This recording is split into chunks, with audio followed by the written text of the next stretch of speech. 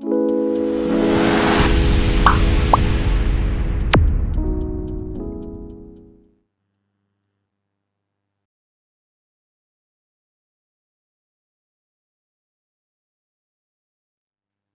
दोस्तों, आप सभी का एक बार फिर से स्वागत है मेरे चैनल अभी स्टडीज पर। तो दोस्तों, आज की क्लास में हम 25 जून के करंट अफेयर के क्वेश्चन डिस्कस करेंगे। चलिए क्लास स्टार्ट करते हैं। आज का हमारा पहला क्वेश्चन है, रबर बोर्ड ने हाल ही में किस राज्य में विश्व के पहले जेनेटिकली मॉडिफाइड रबर का फील्ड ट्रायल शुरू किया है? किसका जेनेटिकली मॉडिफाइड रबर का फील्ड ट्रायल शुरू किया है?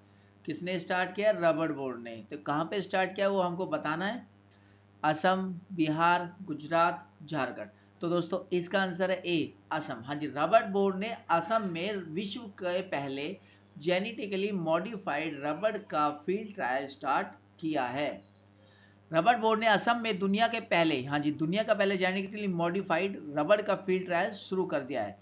इस जीएम रबर को, जीएम मतलब जेनेटिकली मॉडिफाइड रबर को पुथुपल्ली, कोट्याम में भारतीय रबर अनुसंधान संस्थान, rubber research institute of India में जैव प्रौद्योगिकी प्रयोगशाला में विकसित किया गया था। कहाँ पे बनाया गया था इस रबर को? भारतीय रबर अनुसंधान संस्थान में जैव प्रौद्योगिकी प्रयोगशाला में विकसित किया गया था। इसे गुवाहाटी में रबर बोर्ड के सरुतारी अनुसंधान फार्म में लगाया गया था। कहाँ पे लगाया गया था? गुवाहाटी के रबर बोर्ड के सरुतारी अनुसंधान फार्म में लगाया गया था। केरल सरकार द्वारा पर्यावरण पर इसके प्रतिकूल प्रभाव के कारण, केरल सरकार द्वारा पर्यावरण पर इसके प्रतिकूल प्रभाव के कारण इसकी अनुमति देने से इनकार करने के एक दशक बाद, हाँ जी, केरल सरकार ने इसकी अनुमति नहीं दी थी, ताकि क्योंकि इसका जो प्रभाव है वो पर्यावरण पर बिल्कुल प्रतिकूल पड़ता था। एक दशक बाद रबर बोर्ड ने असम में जीएम रबर का फील्ड परीक्षण शुरू किया है। हाँ जी, एक दशक मतलब कि 10 साल बाद फिर से किसने, कहाँ पे स्टार्ट किया? असम में जीएम रबर का फील्ड परीक्षण स्टार्ट किया है। आज का हमारा दूसरा क्वेश्चन है, मलेशिया हाल ही में किस देश को पीछे छोड़कर 2020-21 में भारत का सबसे बड़ा क्रूड पाम ऑयल निर्यातक बन गया है? सबसे बड़ा क्रूड पाम ऑयल निर्यातक बन गया है कौन? मलेशिया। तो इसके ऑप्शन सऊदी अरब, उसने किसको पीछे छोड़ा वो बताना है हमको। ऑप्शन सऊदी अरब, बी इंडोनेशिया, सी ऑस्ट्रेलिया या डी अफ्रीका। तो दोस्तों इसका आंसर है बी। हाँ जी, मलेशिया ने इंडोनेशिया को छोड़कर भारत का 2020-21 में भारत का सबसे बड़ा क्रूड पाम ऑयल निर्यातक बन गया है। 22 जून 2021 को मलेशिया इंडोनेशिया को पछाड़कर 2020-21 में भारत का सबसे बड़ा क्रूड पाम ऑयल यानी सीपीओ निर्यातक बन गया है। पिछले साल इंडोनेशिया ने इस खाद्य तेल के निर्यात पर भारी कर लगाया था। पिछले साल इंडोनेशिया ने जो एक खाद्य तेल है इसके पर बहुत ज्यादा कर लगा दिया, टैक्स लगा दिया था। Solvent experts association of India SEA के आंकड़ों के अनुसार भारतीय वनस्पति तेल रिफाइनर्स और व्यापारियों का एक व्यापार निकाय भारत में मलेशिया का पाम ऑयल निर्यात वर्ष 2020-21 के पहले 7 महीनों में 238% बढ़कर 2.42 मिलियन टन हो गया है। कितना परसेंट बढ़ गया है? 238% वो बढ़ गया है और अब 2.42 मिलियन टन हो गया है। यह विपणन वर्ष 1 नवंबर से शुरू हुआ। इसी अवधि के दौरान भारत में इंडोनेशिया का पाम ऑयल शिपमेंट 32% गिरकर 20 लाख टन रह गया। कितना रह गया? 20 लाख टन रह गया है। कितना परसेंट गिर गया? 32। आज का हमारा तीसरा क्वेश्चन है, भारत और किस देश ने हाल ही में कृषि और सहायक क्षेत्र में सहयोग के लिए एक समझौता ज्ञापन पर हस्ताक्षर किया है? किस चीज में? कृषि और सहायक क्षेत्र में सहयोग के लिए एक समझौता ज्ञापन पर हस्ताक्षर किए हैं। तो इसका ऑप्शन है इंडोनेशिया, फिजी, फिलीपींस या चीन। तो दोस्तों इसका आंसर है बी, फिजी। हाँ जी, भारत और फिजी ने कृषि और सहायक क्षेत्र में सहयोग के लिए एक समझौता ज्ञापन पर हस्ताक्षर किए हैं। भारत सरकार ने वर्चुअल मोड में फिजी सरकार के साथ, वर्चुअल मोड मतलब कि वीडियो कॉलिंग के थ्रू फिजी सरकार के साथ कृषि और संबंध क्षेत्रों में सहयोग के लिए एक समझौता ज्ञापन पर हस्ताक्षर किए हैं। केंद्रीय मंत्री एवं किसान कल्याण मंत्री, केंद्रीय मंत्री एवं किसान कल्याण मंत्री नरेंद्र सिंह तोमर और फिजी के कृषि, जलमार्ग व पर्यावरण मंत्री डॉक्टर महेंद्र रेड्डी ने डिजिटल माध्यम से बैठक के दौरान समझौता ज्ञापन पर हस्ताक्षर किए। किसके द्वारा? डिजिटल माध्यम की बैठक के दौरान समझौता ज्ञापन पर हस्ताक्षर किए। इस एमओयू का उद्देश्य डेयरी उद्योग, चावल उद्योग, फसल विविधीकरण, जल संसाधन प्रबंध, नारियल उद्योग आदि में से दोनों देशों के सहयोग को बढ़ाना है। फिजी के बारे में थोड़ा सा पता कर लेते हैं। फिजी के प्रधानमंत्री जो है फ्रैंक बैनिमारामा है, और जो फिजी की मुद्रा है फिजी डॉलर। फिजी की राजधानी सुआस। हाँ जी, फिजी की राजधानी कौन है? सुआस। वहाँ के प्रधानमंत्री फ्रैंक बैनिमारामा, और वहाँ की मुद्रा जो है फिजी डॉलर, फिजी की राजधानी सुआस। आज का हमारा चौथा क्वेश्चन है, निम्न में से किस देश के वैज्ञानिकों ने हाल ही में कोविड-19 बल्कि कोरोना वायरस फैमिली के सभी खतरनाक वायरस से लड़ने वाली वैक्सीन बना ली है? हाँ जी, आप सबको पता ही है कोरोना वायरस के अलग अलग वेरिएंट आ रहे हैं, कोई डेल्टा आ रहा है, कोई अल्फा, कोई बीटा, ये सारे बहुत सारे वेरिएंट आ रहे हैं। तो उन सब से लड़ने के लिए एक देश ने वैक्सीन बनाई है। तो उस वैक्सीन को वो बताना कि वो कौन से देश ने बनाई है। इसके ऑप्शन ऑस्ट्रेलिया, जापान, अमेरिका या रूस। तो दोस्तों इसका आंसर है अमेरिका। हाँ जी, अमेरिका ने कोविड-19 के फैमिली के सभी खतरनाक वायरस से लड़ने वाली वैक्सीन बना ली है। कोरोना के अलग अलग वेरिएंट से परेशान दुनिया भर के लोगों के लिए अच्छी खबर है। वैज्ञानिकों ने ऐसी वैक्सीन बनाने में कामयाबी हासिल कर ली है जो न कि सिर्फ कोविड-19 बल्कि कोरोना वायरस फैमिली के सभी खतरनाक वायरस से लड़ने में मदद करती है। वैज्ञानिक इस वैक्सीन का सफल ट्रायल चूहों पर कर, जो वैज्ञानिक है जो ये वाली वैक्सीन है उनका ट्रायल चूहों पर अब तक कर चुके हैं। वो जो ट्रायल था वो बिल्कुल सफल रहा। जिन चूहों का ट्रायल किया था वो SARS, कोविड और कोरोना के दूसरे वेरिएंट से पीड़ित थे। उम्मीद है कि अगले साल तक किसानों पर इसे ट्रायल शुरू कर दिया जाएगा। अगले साल तक इस वैक्सीन का ट्रायल इंसानों पर भी स्टार्ट कर दिया जाएगा। वैक्सीन को अमेरिकी के नॉर्थ कैरोलिना यूनिवर्सिटी ने डेवलप किया। किसने? नॉर्थ कैरोलिना यूनिवर्सिटी ने डेवलप किया है। किसकी ने? अमेरिका की ने। यूनिवर्सिटी के वैज्ञानिकों का मानना है कि कोरोना वायरस का कोई भी नया रूप भविष्य में नई महामारी को जन्म दे सकता है। हाँ जी, ये तो सही है कि कोरोना वायरस का कोई भी रूप अगर मतलब आने वाले टाइम में इसको महामारी का रूप दे सकता है। इसलिए हमें इन सब के बारे में सोच के चलना है। इसलिए अमेरिका ने एक वैक्सीन बनाई है जो कोरोना वायरस की फैमिली के सभी खतरनाक वायरस से लड़ने के लिए कारगर है। इस तरह के खतरे को रोकने के लिए उन्हें इस वैक्सीन को बनाया। जो भी आने वाले खतरे को रोकने के लिए उन्होंने वैक्सीन को बनाया है। आज का हमारा पांचवा क्वेश्चन है, निम्न में से किस ब्रिटिश वकील ने अंतर्राष्ट्रीय आपराधिक न्यायालय के नए मुख्य अभियोजक के रूप में शपथ ग्रहण की? किसने? ब्रिटिश वकील ने अंतर्राष्ट्रीय आपराधिक न्यायालय के नए मुख्य अभियोजक के रूप में शपथ ग्रहण की है। तो इसके ऑप्शन है राहुल सचदेवा, बी करीम खान, सी सरोज खान, डी पवन अग्निहोत्री।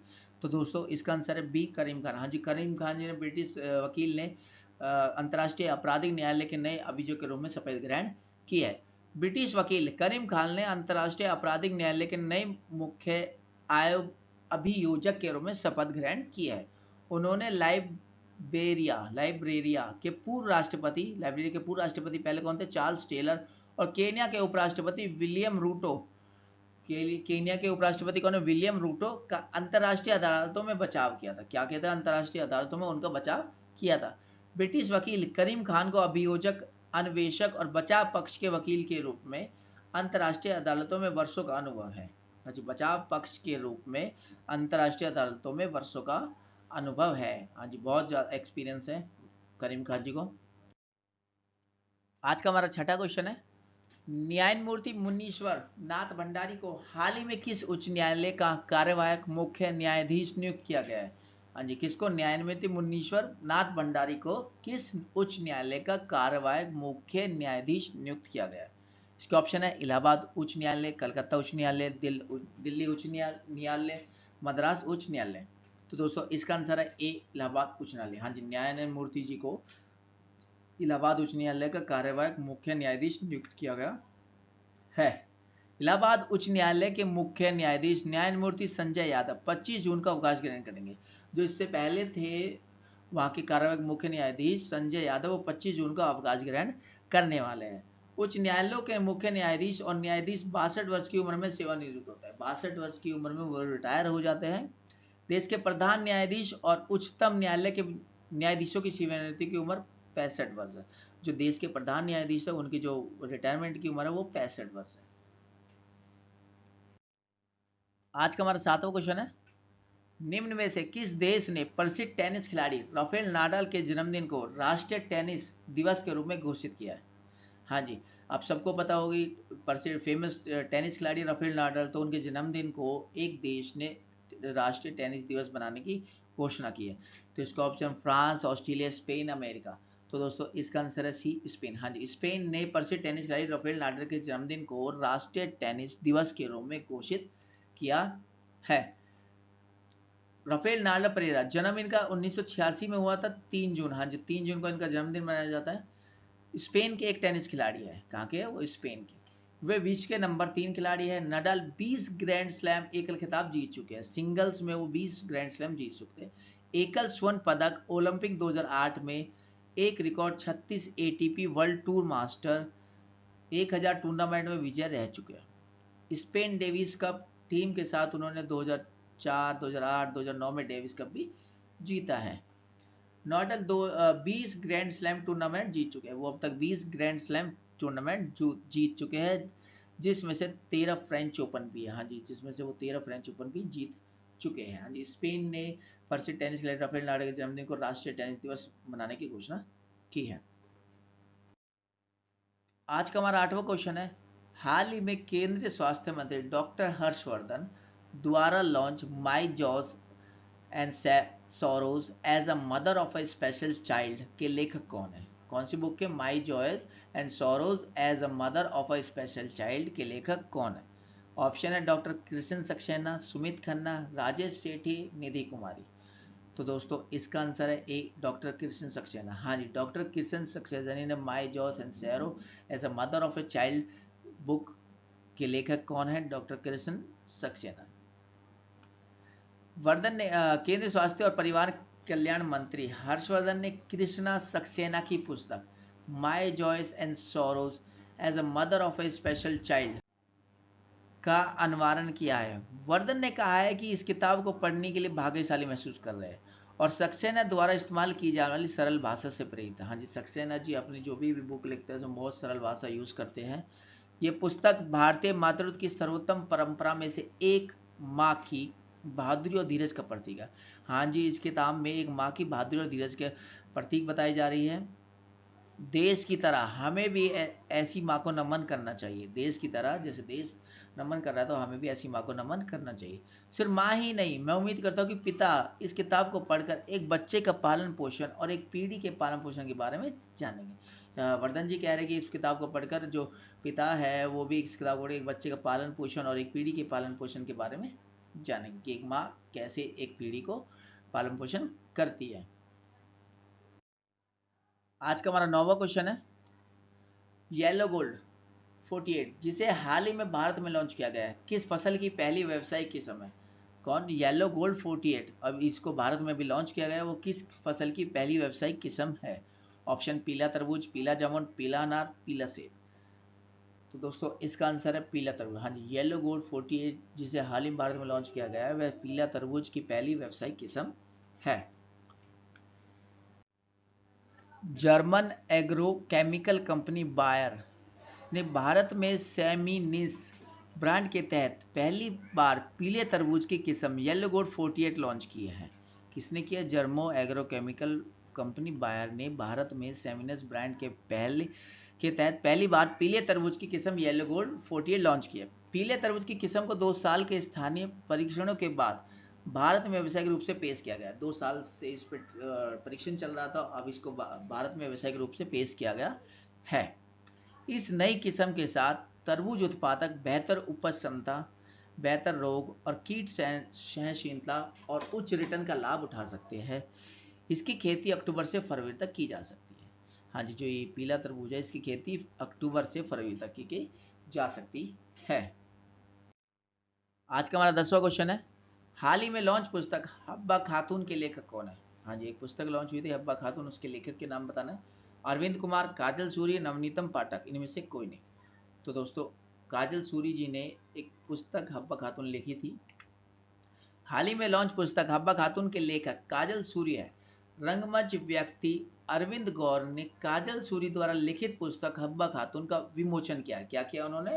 विमोचन किया है। हब्बा खातून पुस्तक संजना प्रकाशन द्वारा प्रकाशित की गई। किसके द्वारा? संजना प्रकाशन द्वारा प्रकाशित की गई।